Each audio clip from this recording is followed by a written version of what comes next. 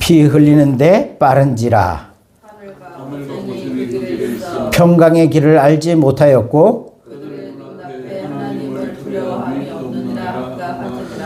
우리가 알거니와 무릇 율법이 말하는 바는 율법 아래에 있는 자들에게 말하는 것이니 이는 모든 입을 막고 온 세상으로 하나님의 심판 아래에 있게 하려 함이라. 그러므로 율법의 행위로 그의 앞에 의롭다 하심을 얻을 육체가 없나니 율법으로는 죄를 깨달음이니라. 아멘. 아멘. 이게 불빛이 흐려서 그런지 이 안경 초점이 안 맞아가지고 글씨가 이거 큰일 났습니다. 벌써 제 나이에 노안이 이렇게 오면 안 되는데 사람은요 누구나 자신을 변호하고 그리고 자신을 합리화하고자 하는 그런 본성을 가지고 있어요. 그래서 누가 가르쳐주고 누가 배워주지 않았는데 스스로 자기 자신의 행동에 대해서 자기가 한 그 모든 일에 대해서 자기 스스로 변호하고 합리화하는 것을 아주 자연스럽게 행하는 것이죠. 그래서 대부분의 사람들이 그렇게 삽니다. 뭐라고 사냐면 바로 나는 나름대로 남들한테 부끄럽지 않게 살아왔습니다. 한치의 부끄럼도 없이 살아왔습니다. 그건 있잖아요. 우리가 아는 흔한 아주 흉악범들도 뭐라고 그럽니까? 나는 잘못이 없다라고 얘기하죠. 나는 잘못이 없다. 누구? 내가 죽인 저 사람이 내 눈에 거슬렸을 뿐이다. 어쨌든 나 자신을 변호하고 나 자신의 정당성을 합리화하려고 하는 것이 인간의 본능이죠. 우리 신앙도 마찬가지예요. 이게 참 안타까운 것이 무엇이냐면 교회를 내가 다니고 있다는 사실 그리고 나에게 직분이 있다는 사실 이걸 통해서요 우리 스스로를 뭐 하냐면요 변호하고 정당화하려는 합리화하려는 본능이 신앙 안에서도 있다는 거죠. 그래서 교회가 많이 힘들고 아픈 이유가 무엇이냐면 이러한 사람들이 많으면 많을수록 그 교회는요 아프고 영적으로 병든 교회가 될 수 있는 거예요. 나는 교회를 다니고 나는 직분을 가지고 있다라는 사실로 인해서 자기를 변호하고 자기를 합리화하는 본능을 발휘하는 거죠. 신앙생활을 하면서도.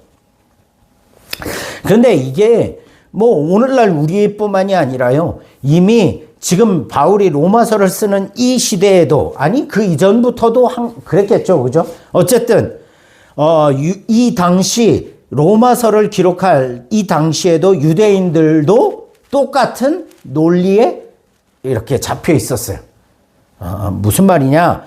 그들에게는 유대인들에게는 뭐가 있었냐면요. 율법이 있었어요. 하나님이 주신 율법이 있었어요. 그리고 그들은 세상의 다른 민족과 구별되어진 또 하나의 특징이 있어요. 율법이 있고 또 하나는 뭐예요? 그들이 난지 8일 만에 할례를 받는 것. 할례를 받았다라는 거예요. 그리고 또 우리는 누구의 자손이다? 아브라함의 자손이다라는. 그래서 유대인들은 이 당시 유대인들은요.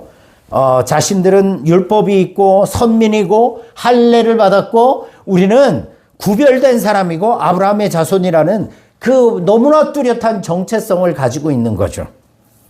그래서 그들은 이방인들보다 분명히 자기들은 하나님 앞에 부끄러울 것 없이 도덕적으로나 그리고 무엇으로 보나 우리는 더 나은 삶을 살고 있다라고 뭐 했어요? 자부하고 있었어요. 자신의 삶을 변호하고 합리화하며 유대인들은 살아가고 있었다는 거예요.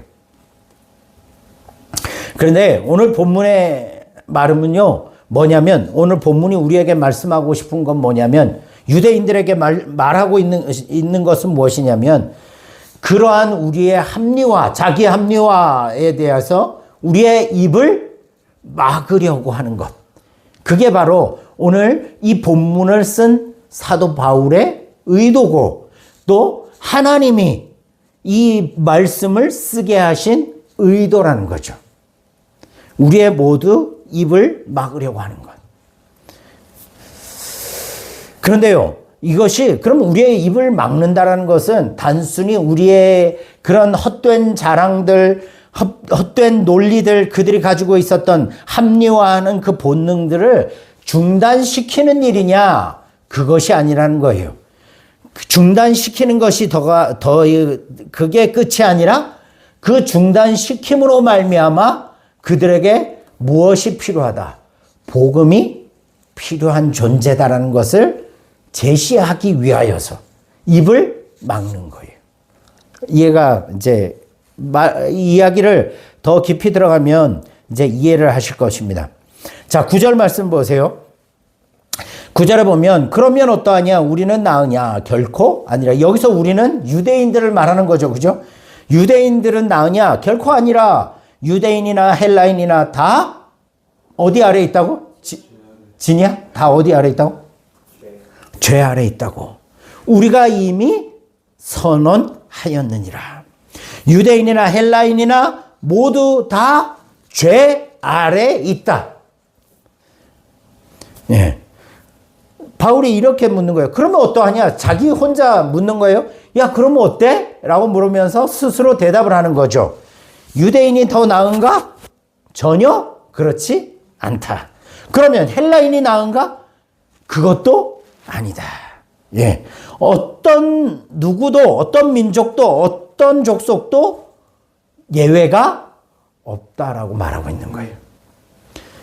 죄 아래 있다라는 표현은, 여기서 죄 아래 있다라는 표현은요, 단순히 doing, 죄를 짓고 있다라고 책망하는 투가 아니에요. 이건 무슨 말이냐면, 우리 진이 돌지 말고, being. 예. being의 뜻은 뭐냐면, 죄의 지배, 죄의 통치 아래서 살아가고 있다라는 거예요. 죄의 통치 아래, 죄의 권세 아래 놓여 있다. 누구나. 유대인도 그렇고 헬라인도 그렇고. 그래서 뭐라고 말합니까? 모든 사람이 다 죄 아래 있다. 죄 아래 있다는 건 뭐예요? 죄의 지배를 받고 있다라는 거예요.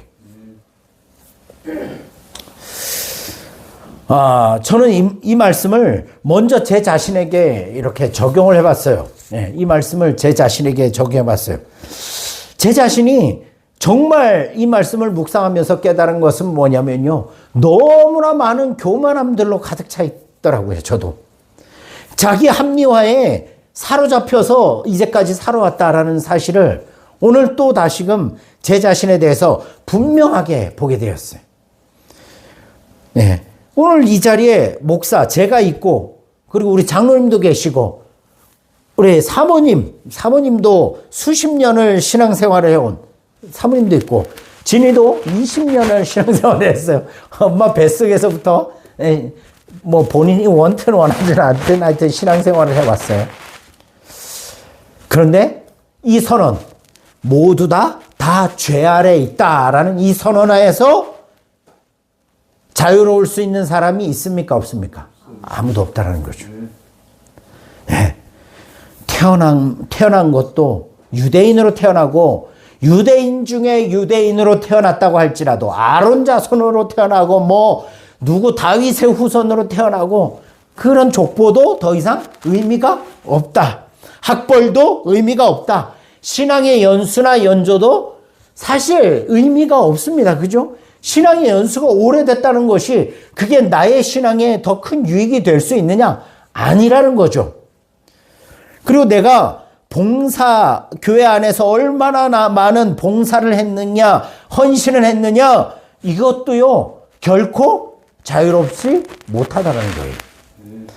목사라고요? 강대상에서 이제까지 수도 없이 설교를 하고, 정말 성도들을 말씀으로 뭐 가르치고 열심히 한다고, 전도도 하고 막 열심히 한다고 하지만, 그럼에도 불구하고 이 아래 다 죄 아래 있다라는 사실은 누구도 피해갈 수 없다라는 거예요.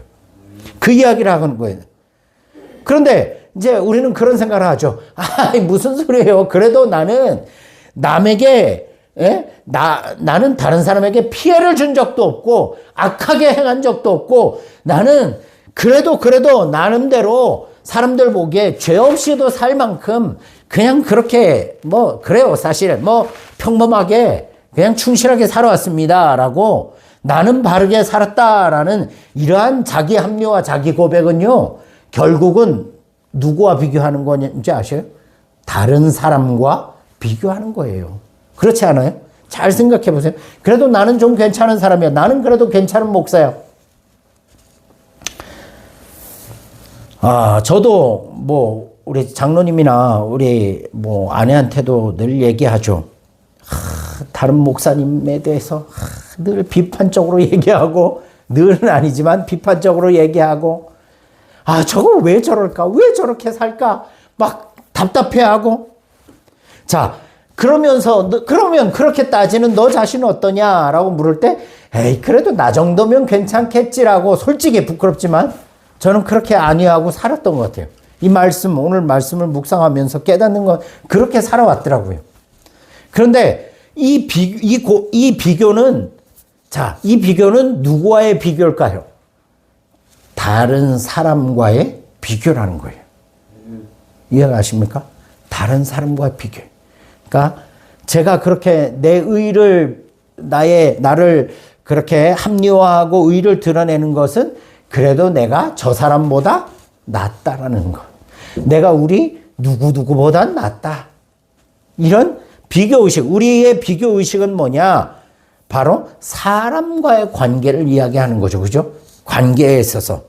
그런데요, 성경이 말하는 의롭다.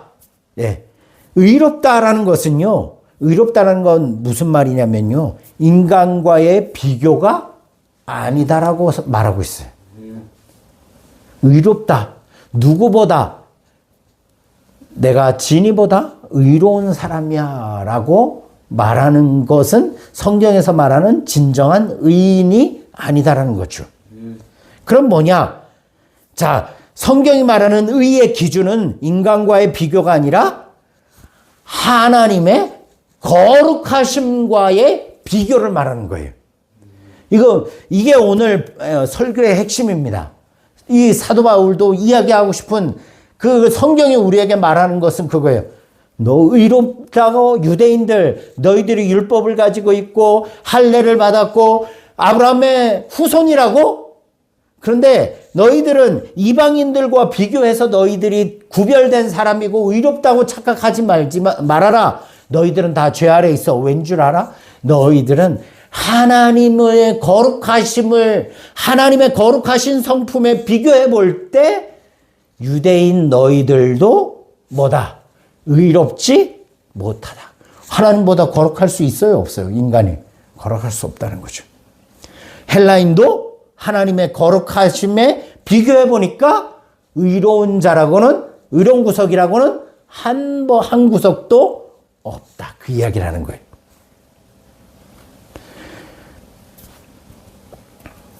율법을 우리에게 주신 것은요, 다른 사람과 비교해서 우리를 보라는 이야기가 아니라 율법의 기준은 뭐예요? 바로 하나님의 완전하심을 기준으로 삼는 거울이 뭐예요? 율법이에요.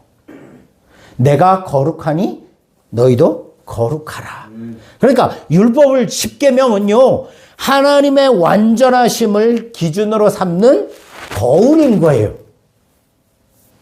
그래서 그 거울, 율법이라는 거울 앞에 내 자신을 비춰보면 의인이 있어요, 없어요? 율법을 다 지킬 수 있는 사람이 한 명도 없는 거예요. 선을 행하는 자가 없나니 하나도 없다. 이거 보세요. 10절 보세요. 기록된 바 의인은 없나니. 의인은 시편과 이사야서 말씀인데 의인은 없나니 하나도 없고 깨닫는 자도 없고 하나님을 찾는 자도 없다. 하나도 없다라는 거죠. 어디에 비교해 보니까? 하나님의 거룩하심에 비교해 보니까, 이런 의인이 이 땅에 있습니까? 없습니까? 의로운 자가 하나도 없어요. 하나님보다 거룩한 자가 하나도 없다라는 거죠.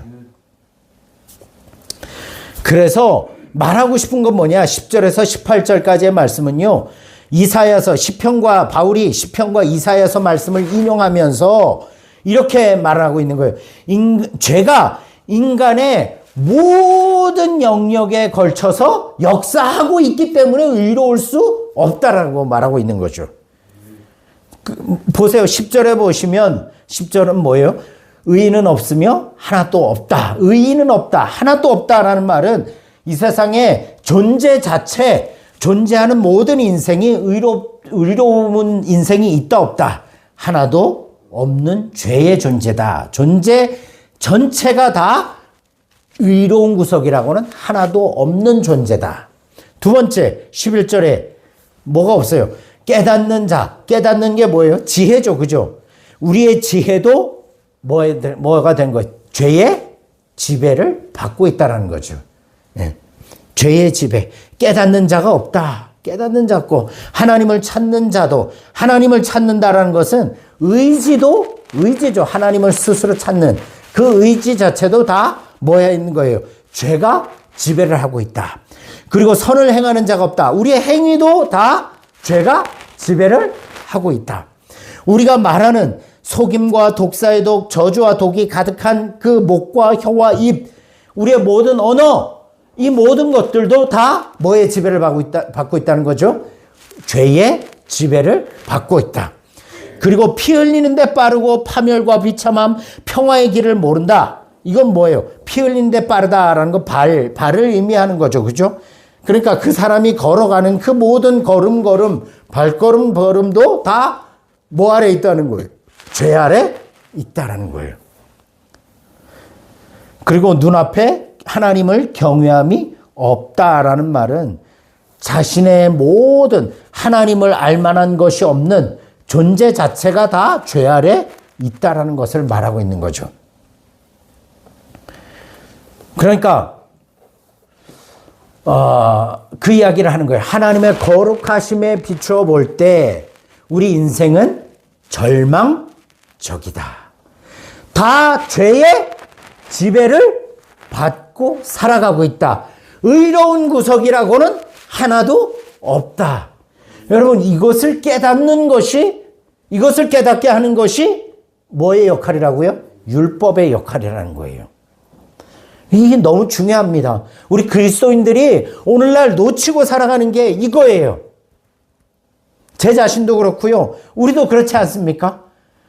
예, 우리도 그래요. 하나님 앞에, 하나님의 거룩하심 앞에, 율법 앞에, 하나님의 말씀 앞에 우리는 다 하나같이 의로운 구석이라고는 하나도 없는 완전한 죄악 투성이, 죄 속에 빠져있는, 제가 예서 말씀드렸듯이 죄에 찌들어 있는 장아찌가 된 인생, 그게 우리의 인생이라는 것을 우리는 죽을 때까지도 잊으면 안 되는 거죠. 그런데요, 문제가 있습니다. 문제가 뭐냐면요, 오래 신앙생활을 할수록, 그리고 직분이 높아질수록 어떻게 되는 줄 아셔요? 더 겸손해져야 되잖아요. 네. 이게 참 안 되는 거예요, 우리가. 이제 좀 있으면 또 이제 옆에 교회들이요, 장로님들 또 임직식을 하고요, 권사님들도 세우고 이제 목사 위임식도 있어요. 교회들이 자리가 이제 비기도 하고 하니까 비는데, 문제는 이거 저는 정죄하는 게 아니라 현상을 얘기하는 거죠. 권사가 되고 장로님이 되고 위임 목사가 되는 것이 무슨 큰 직분의 우위를 점유하는 것처럼 그렇게 생각을 해요. 또 이거 비판을 하는데, 예, 저희 교단은 잘 안 그러는데 다른 교단에 보니까요, 이제는 우리 장로님 위임 목사가 뭔지 아시죠? 그죠? 그냥 시무 목사하고 위임 목사의 차이점을 아시잖아요. 아니, 목사면 사실 한 교회를 담임하면 목사는 다 똑같은 목사죠. 사실 담임 목사죠. 시무 목사든 위임 목사든 다 담임 목사 아닙니까? 그죠? 어쨌든 당회가 있고 없느냐의 차이일 뿐인데, 이제는 어떤 이렇게 교회를 보면 너무 안타까운 게 현수막에다가 담임 목사 누구누구라고 이제 쓰지 않고 뭐라고 쓰는 줄 아세요? 위임 목사 누구라고. 이건 또 뭔 줄 아세요? 또 목회자들 사이에 전도 목사, 무임 목사, 시무 목사, 위임 목사를 또 계층을 나누는 거예요. 너무 화가 나는 거예요. 제가 또 자기위에 빠졌는지 모르겠지만. 그러니까 이게 답답한 게 뭐냐면 한국의 기독교 역사도 오래되면 오래될수록 이 정신을 잊어버리는 거죠. 모두 다 하나님 앞에 모두 다 죄인이다. 하나님 앞에 자랑할 의인이라고는 하나도 없다. 그런데 오래 신앙생활을 할수록 교회의 역사가 길어지면 길수록 직분이 높아질수록 자기 의인은 더 정교하고요. 견고해져요.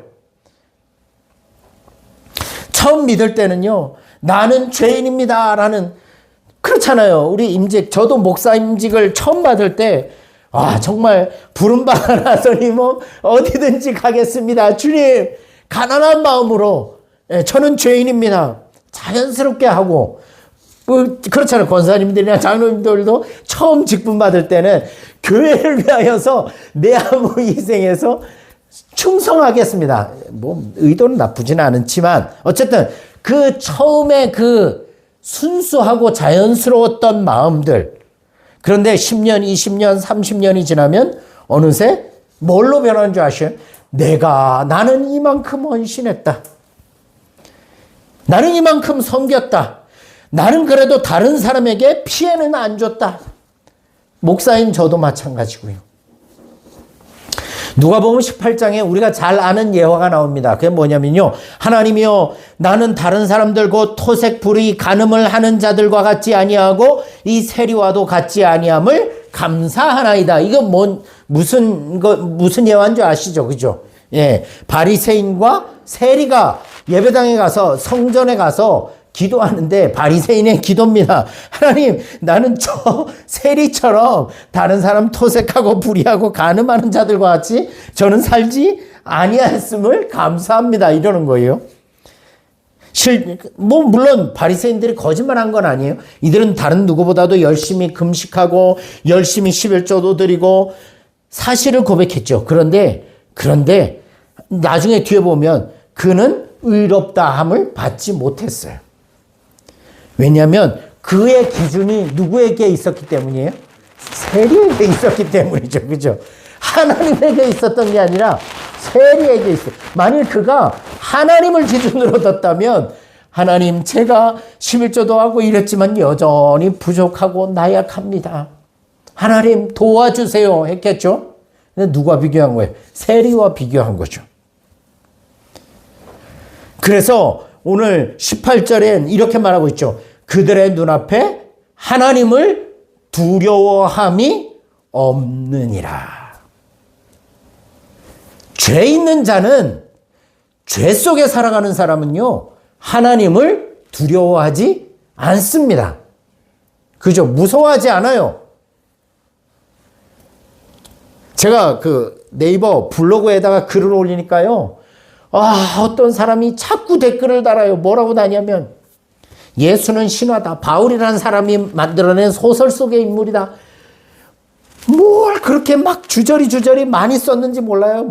당군이 어쩌고 하느님의 한이 어떻고. 주여 축복합니다. 댓글을 계속 달아줬어요. 축복합니다. 당신이 예수가 필요합니다. 그래도 비웃고 말더라고요. 자, 그 사람은요. 뭘 모릅니까? 네, 하나님을 두려워하는 마음이 없습니다. 그게 죄인의 습성이죠. 나는 괜찮은 사람이다. 여러분, 이것은 오히려 교인, 신앙인, 성도가 하는 행위가 아니라 누가 하는 거예요? 종교인이 범하는 죄인 거예요. 종교인.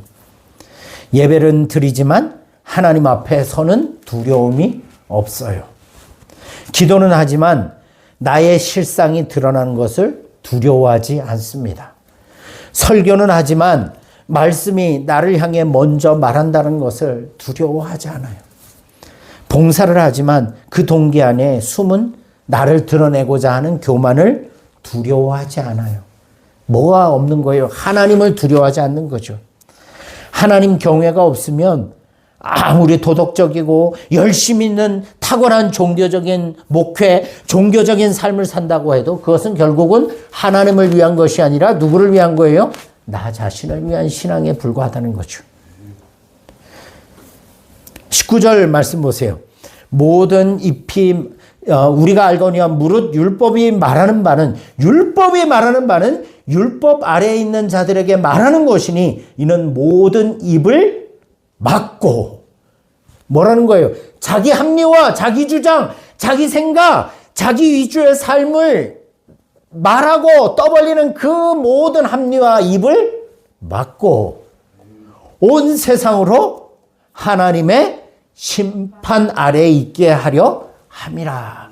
율법의 역할이 그런 거죠. 그렇잖아요. 율법의 거울 아래 비춰보니까 하나님의 거룩하심 앞에 비춰보니까 나는 소망이 없는 죄인입니다. 그걸 뭐예요? 온 세상 하나님의 심판 아래에 있는 존재입니다. 이걸 깨닫는 거죠.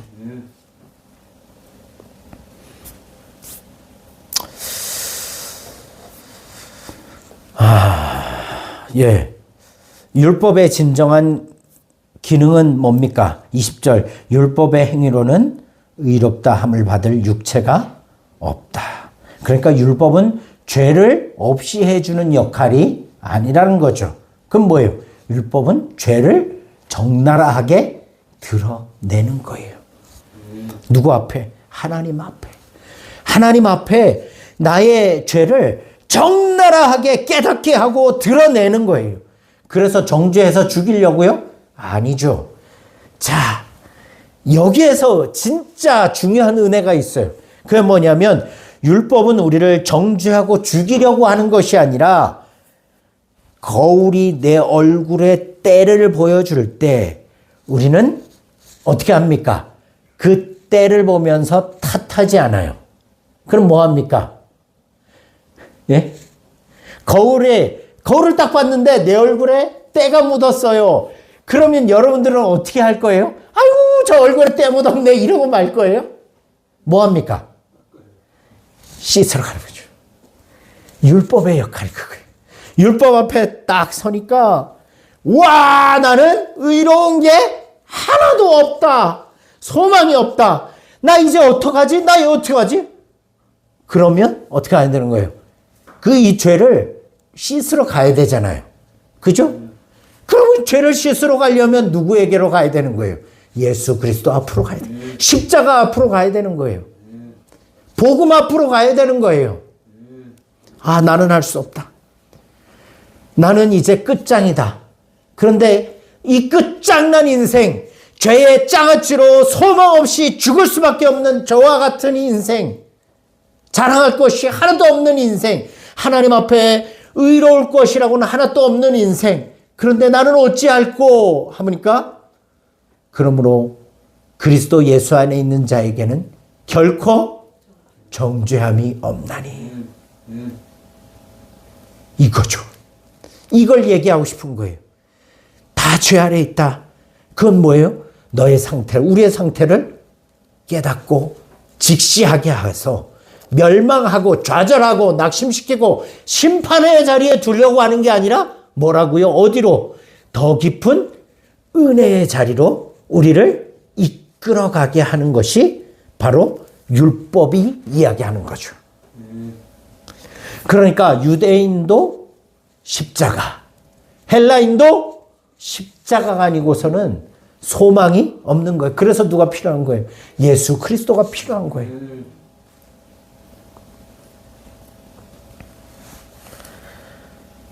여러분, 입이 막혀야 뭐가 보여요? 은혜가 보이고 하나님의 구원이 보이고 십자가의 복음이 들리게 되고 이거예요. 여러분, 말씀을 정리합니다. 예수님이 비유로 말씀하신 두 사람을 기억하시길 바라겠어요. 바리새인의 입은 열려 있었어요. 나는 뭐도 잘하고 뭐도 해왔고 쟤들보다 낫습니다. 합리화하죠. 할 말이 많았어요. 그런데 세리는 뭐 했어요? 뒤에서 서서 눈을 들지도 못하고 가슴을 치면서 애통해하면서 이렇게 말했어요. 하나님이여, 나를 불쌍히 여기소서. 나는 죄인입니다. 그리고 주님이 의롭다 하신 사람은 누굽니까? 바로 이 세리죠. 그는 스스로 입을 닫았기 때문이에요. 저는 할 말이 없습니다. 그저 은혜가 필요합니다. 예수님이 필요합니다. 하나님 앞에서 할 말이 없는 사람, 교회 앞에서 할 말이 없는 사람, 그 사람이 하나님의 복음, 하나님의 은혜를 누릴 준비가 된 사람이다라는 사실을. 오늘 말씀은요, 우리에게 우리의 헌신을 부정하는 말이 아니죠. 그죠? 우리의 헌신을 부정하는 말이 아닙니다. 우리의 쌓아온 신앙의 헌신 열정을 그냥 가볍게 무시해버리라는 말이 아닙니다. 이 말씀이 말하는 것은 그 모든 우리의 행위나 우리의 합리와 우리의 모든 것이 나를 구원하지 못한다는 것. 그걸 깨닫기를 원한다는 거죠. 그리고 나는 못합니다. 하나도 할 수 없습니다. 라고 인정하는 자리에서 은혜와 복음이 시작된다라는 것. 그래서 저와 여러분들은 이제 다시금 우리의 신앙을 바로 잡았으면 좋겠어요. 저도 마찬가지입니다. 이제 하나님 앞에, 하나님 내가 여기에서 뭐 얼마나 어떻게 했는데요 하나님이 이러십니까? 이제 이런 말들을 좀 이제는 절제하고 자제하고 뭐 해야 됩니까? 하나님, 나는 여전히 부족합니다. 하나님이 필요합니다. 도와주세요. 예수가 필요합니다. 도와주세요. 그래서 그 순간 하나님의 놀라운 은혜의 역사를 우리의 삶 속에 경험하게 될 것이라는 사실을 기억하시기를 바라겠습니다. 우리 잠깐만 함께 오늘 주신 말씀을 기억하면서 제가 음악 틀게요. 기도하셨으면 좋겠어요. 오늘 주신 말씀을 기억하면서 하나님, 그동안 내가 너무나 익숙한 신앙생활, 하나님 앞에 너무나 부끄러운 모습으로 살아온 모습들이 있다면 하나님 다시금 모든 것, 하나님 내 자랑 없습니다. 의의가 없습니다. 오직 하나님밖에 없습니다. 예수님밖에 없습니다. 오직 그것만 붙들고 이제는 겸손히 예수님만 의지하며 살아가기를 원합니다. 나를 도와주세요. 내 삶을 책임져 주세요. 은혜로 인도해 주세요. 라고 각자에게 주신 그 감동대로 주님 앞에 기도하시고요. 우리 또 특별히 5월 11일 있을 우리 새생명 전도 축제에 우리 태신자들을 위해서 이름 불러가시면서 기도하는 시간을 가지겠습니다. 우리 주여 한번 외치고 기도